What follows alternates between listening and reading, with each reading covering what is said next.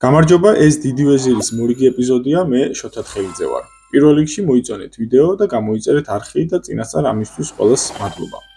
დღევანდელ ეპიზოდში მე ვისაუბრებ იაპონიასა და ჩინეთს შორის ბოლო პერიოდში გამწვავებულ ურთიერთობაზე, თუ რამ გამოიწვია ესეთი კრიტიკული მოცემულობა და განვიხილავ ამ ორი ქვეყნის ურთიერთობას გეოპოლიტიკურ კონტექსტში.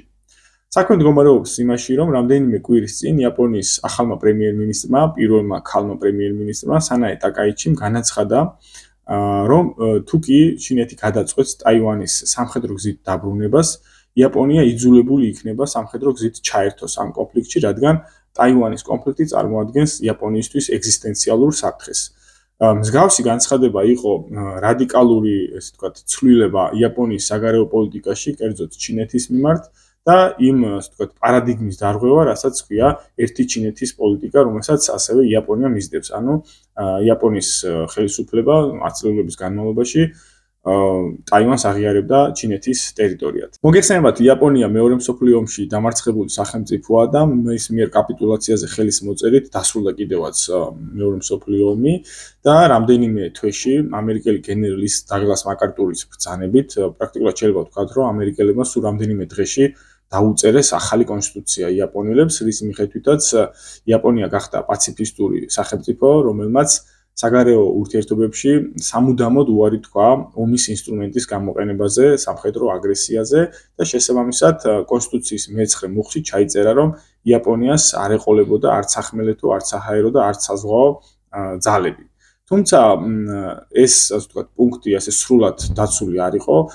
ათწლეულების განმავლობაში იაპონია ინარჩუნებდა მცირე ზომის თავდაცვის ძალებს. მიუხედავად იაპონიის კონსტიტუციური პაციფიზმისა, იაპონიის მემარჯვენე ელიტებში ყოველთვის იყო ქვეყნის რემილიტარიზაციის სურვილი და ეს სურვილი ცივი ომის პერიოდშიც კი გამოსჭიოდა. თუმცა ეს პროცესი უფრო თვალსაჩინო და ცხადი ბოლო 20 წლის განმავლობაში გახდა, როდესაც იაპონიის სხვადასხვა ხელისუფლებამ კონკრეტული ნაბიჯები გადადგა ამ მიმართულებით. მაგალითად 2003 წელს, როდესაც შეერთებული შტატები ერაყში შეიჭრა, მაშინ იაპონიის სამხედრო დანაყოფები ჰუმანიტარული ხასიათის მისიით მონაწილეობდნენ ამ კონფლიქტში. 2007 წელს მოხდა თავდაცვის სააგენტოს რანგის, ასე ვთქვათ, ამაღლება. აქამდე არსებობდა, ასე ვთქვათ, იაპონიის პრემიერის ქვეშ დაქვემდებარებული იაპონიის თავდაცვის სააგენტო, თუმცა ამ წელს შეიქმნა ოფიციალურად იაპონიის თავდაცვის სამინისტრო, ანუ უფრო რანგობრივად მაღალ, ასე ვთქვათ, ხარისხში ავიდა იაპონიის სამხედრო, ასე ვთქვათ, მიმართულება. 2014 წელს იაპონიის ხელისუფლებამ დაინიცირა კოლექტიური უსაფრთხოების რეზოლუცია, რომელიც ერთ წელიწადში კანონად გარდაიქცა, სახელწოდებით მშვიდობისა და უსაფრთხოების კანონი, რომელიც ამბობს იმას, რომ იაპონიამ ამიერიდან უფრო მეტი უნდა გაიღოს კოლექტიური უსაფრთხოებისთვის შეერთებულ შტატებთან ერთად და რომ მხოლოდ შეერთებული შტატების უსაფრთხოების გარანტიებზე არ უნდა იყოს ჩამოკიდებული და რომ მაგალითად თუ კი წყნარ ოკეანეთში შეერთებულ შტატებზე მოხდება თავდასხმა, იაპონია ჩაერთვება შეერთებული შტატების თავდაცვისთვის, რომ მაგალითად შეერთებული შტატებისკენ გასროლი რაკეტების ჩამოგდებაზე ის იღებს პასუხისმგებლობას.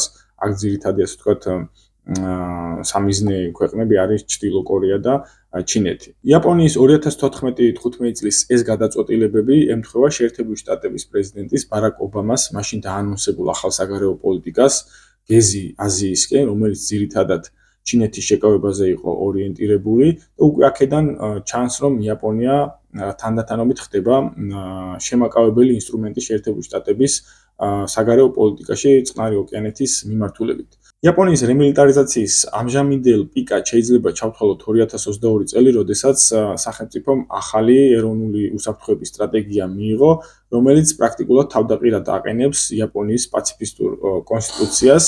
ამ სტრატეგიის მიხედვით იაპონია უკვე არა მარტო შეერთებულ შტატებს, არამედ სხვა მოკავშირე ქვეყნების დახმარებაზე იღებს, სამხედრო დახმარებაზე იღებს პასუხისმგებლობას, მათ შორის სამხედრო შეიარაღების მიწოდებაზე, ასევე ის იწყებს შორმამძილზე ფრენი რაკეტების წარმოებას და რაც თავარია, ის უერთდება გარკვეულწილად ნატოს მოთხოვნას, რომ მან დახარჯოს მთლიანი შიდა პროდუქტის 2% სამხედრო თავდაცვის უნარიანობის გაზრდაზე. ჩინეთისთვის იაპონიის მილიტარიზმი საკმაოდ სენსიტიური თემაა და ის ყოველთვის მოუწოდებდა ოფიციალურ ტოკიოს, რომ შეენარჩუნებინა კონსტიტუციური პაციფიზმი. გამომდინარე იქიდან, რომ ჩინეთში ჯერ კიდევ ცოცხალია ის ისტორიული მეხსიერება, რაც ამ ქვეყანას მეორე მსოფლიო ომში გადახდა თავს, გულისხმობ იაპონიის საკმაოდ ბრუტალურ ოკუპაციას ჩინეთისა და კორეის, როდესაც იაპონელებმა არაერთი ჟლეტა მოაწყვეს ჩინელების და მეორე მსოფლიო ომში იაპონიისა და ჩინეთის დაპირისპირებას დაახლოებით 20-დან 25 მილიონამდე ჩინელის სიცოცხლე ემსხვერპლა. ეს ამ ისტორიულ მეხსიერებას იმახსოვრებს, ასე ვთქვათ, ახანგრძლივებს, აცოცხლებს ჩინეთის კომუნისტური პარტია, რომელიც მაშინ არ იყო ხელისუფლებაში, თუმცა აი ამ იაპონიის ოკუპაციის წინააღმდეგ საკმაოდ აქტიურად იბრძოდა. აქედან გამომდინარე, სანაი ტაკაიჩის ბოლოდროინდელ განცხადებას საკმაოდ მწვავე გამოხმაურება მოყვა ოფიციალურ პეკინში, სადაც თავდაცვის სამინისტრომ და ცალკე საგარეო საქმეთა სამინისტრომ მოსთხოვა იაპონიის პრემიერს, რომ გადახედოს საკუთარ განცხადებას და უკან წაიღოს მისი ეს რადიკალური სიტყვები. ასევე ცალკე დონალდ ტრამპმა, შეერთებული შტატების პრეზიდენტმა დაურეკა იაპონიის პრემიერს და თხოვა, რომ შეერბილებინა რიტორიკა, თუმცა ტაკაიჩის მისი სიტყვები ამ დრომდე არ წაუღია, პირიქით მან, ასე ვთქვათ, გააგრძელა მისი აგრესიული რიტორიკა. დიპლომატიური კონფლიქტის გაგრძელების შემდგომ ჩინურ საექსპერტო წრეებში განახლა საუბარი იმაზე, თუ რა წერია გაეროს დამფუძნებელ ქარტიაში, სადაც არსებობს მტრული სახელმწიფოების ქვეთავი, სადაც მოიაზრებიან ის სახელმწიფოები, რომლებიც დამარცხდნენ მეორე მსოფლიო ომში, ამ შემთხვევაში წამყვანი ქვეყნები გერმანია, იაპონია და იტალია და ამ ქვეთავში აღნიშნულია ის, რომ თუ კი საომავლოდ ეს სახელმწიფოები კვლავ გამოიყენებენ სამხედრო ძალას სხვა სახელმწიფოს წინააღმდეგ და დაიწყებენ ომს, მაშინ გაეროს უშიშროების ნებისმიერ წევრ ქვეყანას გაეროს უშიშროების ნებართვის გარეშე შეიძლება, რომ სამხედრო, ასე ვთქვათ, იერიში მიიტანოს ამ ქვეყნების გასანეიტრალებლად. ანუ ჩინური მხარე პრაქტიკულად იძახის იმას, რომ თუ კი ტაივანის სამხედრო, პოტენციურ სამხედრო დაპირისპირებაში ჩაერთვება იაპონია, მაშინ ჩინეთს აქვს ყველანაირი სამართლებრივი, ასე ვთქვათ, უფლება და შესაძლებლობა, რომ დაუწყოს ომი იაპონიას და ეს არ გახდეს იმის გამომწვევი მიზეზი, რომ იაპონიის, ასე ვთქვათ, იაპონია გახდეს საერთაშორისო სამართლის დაცვის ობიექტი. რაც შეეხება თავად სანაე ტაკაიჩის პერსონას, ის წარმოადგენს ლიბერალ-დემოკრატიულ პარტიას, რომელიც ბოლო 80 წლიდან დაახლოებით 70 წელზე მეტი მართავს იაპონიას და გვევლინება იაპონიის ისტაბლიშმენტურ პარტიად. თვითონ ეს პარტია არის მემარჯვენე მოძრაობების რაღაცა ქოლგა გაერთიანება, სადაც წევრიანდება როგორც ცენტრისტული ზომიერი მემარჯვენე ფრაქციები, ასევე რადიკალური მემარჯვენე ფრაქციები და ამ შემთხვევაში სანაე ტაკაიჩი წარმოადგენს ამ რადიკალურ მემარჯვენე ფრაქციას და ეს არის ერთ-ერთი იშვიათი შემთხვევა, როდესაც ხელისუფლებაში ამ ფრთის წარმომადგენელი მოვიდა. იაპონიის ეს რადიკალური მემარჯვენეობა ამ შემთხვევაში ეფუძნება სამ ძირითად, ასე ვთქვათ, სვეტს, ეს არის იაპონური ნაციონალიზმი, მილიტარიზმი და შეერთებულ შტატებთან მოკავშირეობა. იაპონური ნაციონალიზმისთვის წამყვანი მნიშვნელობისაა მილიტარიზმის საკითხი, გამომდინარე იქიდან, რომ მე-19 საუკუნის მეორე ნახევარში ეგრეთ წოდებული მეიძის აღორძინების ეპოქაში, როდესაც იაპონია მოახერხა სწრაფი ინდუსტრიალიზაცია, ის გადაიქცა მნიშვნელოვან სამხედრო ძალად, რომელმაც მოახდინა წყნარი ოკეანეთის უდიდესი ნაწილის ოკუპაცია და ის პირდაპირ დაპირისპირებაში შევიდა ჩინეთთან. თუკი მანამდე ჩინეთი მოიაზრებოდა აზიაში მთავარ მოთამაშედ და გეოპოლიტიკურ სუბიექტად, მისი სტატუსი, ასე ვთქვათ, იაპონიამ წაართვა ეს სტატუსი და იაპონია გახდა პირველი აზიური ინდუსტრიული იმპერია. ანუ იმპერიული სტატუსი იაპონიას შეძინა სწორედ მაშინდელმა მილიტარიზმმა. თავდაპირველად თუ კი იაპონური ნაციონალიზმი მიემართებოდა ჩინეთს და მთავარი მოწინააღმდეგე სწორედ ის იყო, დროთა განმავლობაში ჩინეთი იმდენად დასუსტდა, რომ ის კონკურენტად აღარ აღიქმებოდა იაპონიისთვის. ჩინეთი დამარცხდა კიდევაც პირველ სინო-იაპონურ ომში 1895 წელს, როდესაც იაპონიამ წაართვა კიდევაც ტაივანი და ტაივანი გახდა მაშინ იაპონიის კოლონია. და მეორე მსოფლიო ომში ეს, ასე ვთქვათ, თავარი მოწინააღმდეგე ჩინეთის სახით ჩანაცვლა შეერთებული შტატებით, გამომდინარე იქიდან, რომ უკვე იაპონია იყო აზიური იმპერია, ინდუსტრიული იმპერია და მისი, ასე ვთქვათ, თავარი მოწინააღმდეგე გახდა წყნარ ოკეანეზე უკვე ახალი, ასე ვთქვათ, ძალა შეერთებული შტატები და თავარი მოწინააღმდეგეთ, ასე ვთქვათ, ჩინეთი ჩანაცვლა შეერთებული შტატებით. თუმცა მეორე მსოფლიო ომში დამარცხების შემდეგ შეერთებული შტატები შეეცადა იაპონური ნაციონალიზმისთვის გამოეცალა მთავარი საყრდენი, სწორედ მილიტარიზმი და მან ამას მიაღწია კიდევაც, ვახსენე კიდევაც, გენერალმა დაგლას მაკარტურმა თავად დაუწერა კონსტიტუცია იაპონელებს, რის მიხედვითაც იაპონია გადაიქცა პაციფისტურ სახელმწიფოდ, რომელსაც არ ეყოლებოდა სამხედრო შეიარაღება და მცირე ომის განმავლობაში შეერთებული შტატები ცდილობდა, რომ დაედგუნა იაპონურ საზოგადოებაში ზუსტად ეს მილიტარისტული და ნაციონალისტური სურვილები გამომდინარე იქიდან, რომ ის საფრთხეს უქმნიდა შეერთებული შტატების ინტერესებს და ყოფადობას იაპონიაში. მოგეხსენებათ, იაპონიაში შეერთებული შტატებს ყავს საკუთარი საჯარისო შენაერთები და პრაქტიკულად ის არის პასუხისმგებელი იაპონიის უსაფრთხოებაზე.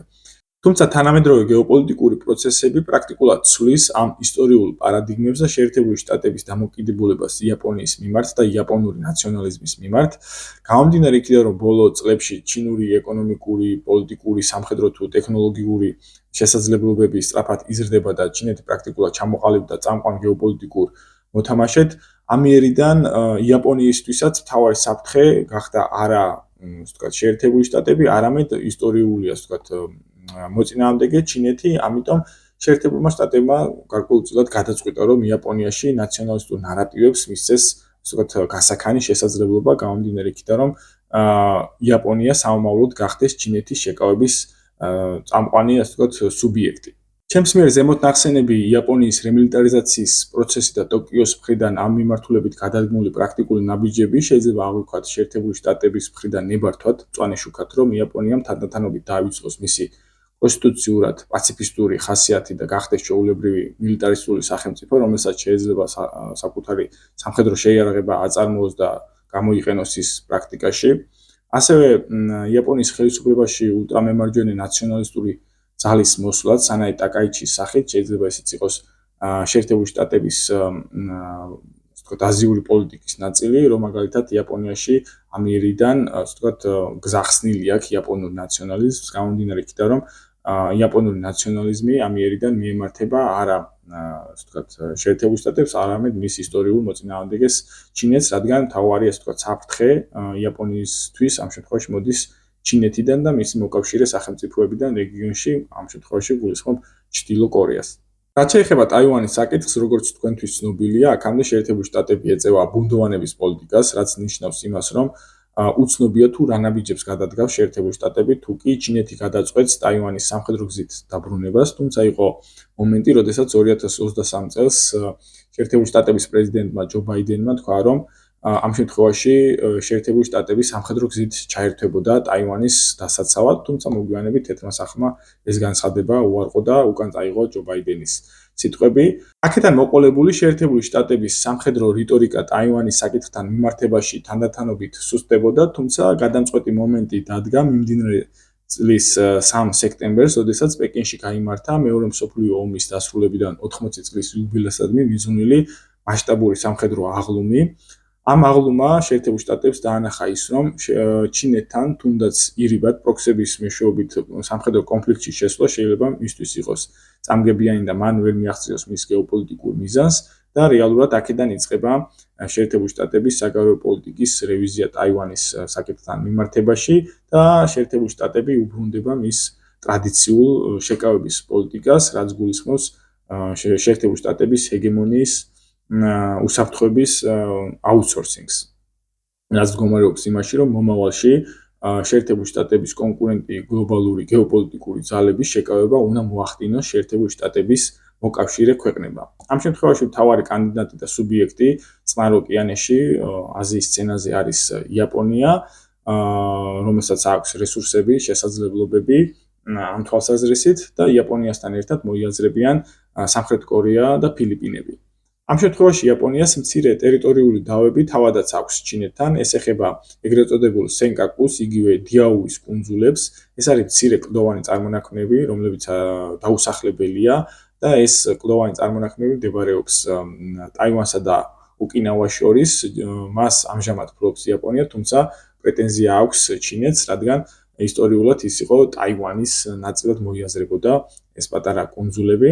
თუმცა იაპონიის მხრიდან ჩინეთთან დაპირისპირებაში შესვლას აქვს რამდენიმე, ასე ვთქვათ, სისტემური გამოწვევა. პირველი მნიშვნელოვანი არის ის, რომ დღესდღეობით იაპონიის მთავარი სავაჭრო პარტნიორი აღარ არის შეერთებული შტატები, არამედ ეს არის ჩინეთი. ჩინეთი არის მთავარი იმპორტიორი ქვეყანა იაპონიაში და მთავარი საექსპორტო ქვეყანაა იაპონიისთვის. ეს არის, ასე ვთქვათ, ერთი მთავარი გამოწვევა და მეორე ის, რომ იაპონია არის იშვიათი მინერალების და წიაღისეულის იმპორტზე დამოკიდებული ქვეყანა. ამ იმპორტის გარეშე მისთვის ასე ვთქვათ ინდუსტრიული წარმოება პრაქტიკულად შეუძლებელია. შედეგად ნებისმიერ რაღაც პოტენციურ სამხედრო კონფლიქტში ამ შემთხვევაში იაპონია არის მოწყვლადი და ის ამ შემთხვევაში რჩება კვლავ შეერთებული შტატების უსაფრთხოების გარანტიების იმედად. დღეისათვის სულ ეს იყო, შეგახსენებთ რომ მოიწონოთ ვიდეო და გამოიწეროთ არხი. ეს დიდი ვეზირია, მე შოთა თხელიძე ვარ, დროებით.